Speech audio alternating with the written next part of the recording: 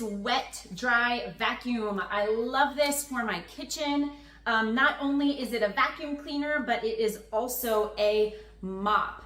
And so this part here is removable. You can take that out and you can clean it. And then it has an LED screen right here. And all of your control buttons are right on top, right here on the handle.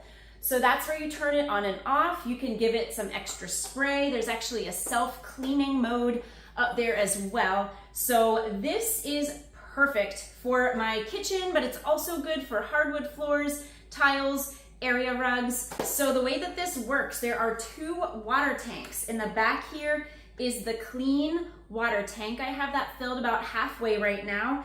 And so all you need to do is fill this. Right here is the little part that you would open up.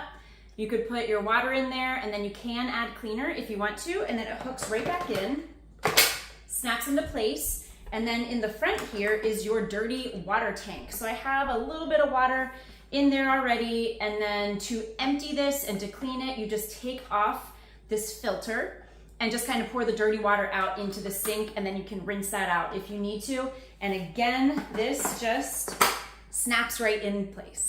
So this is only 6.6 pounds. It's very lightweight, but it also is self-propelled. So it's very easy to use this. This is great for everyday use, but also it can be used for spills or for bigger messes.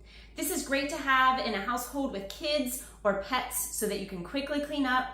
Also, on each charge, this will last 30 to 40 minutes. So I want to show you the docking station for this. I love this docking station. You just slip the vacuum right into it, and then the LED screen will tell you at what percentage it is charged. It was so quick and effortless to clean my kitchen floors. I can't believe I didn't get one of these sooner. Thanks for watching my video.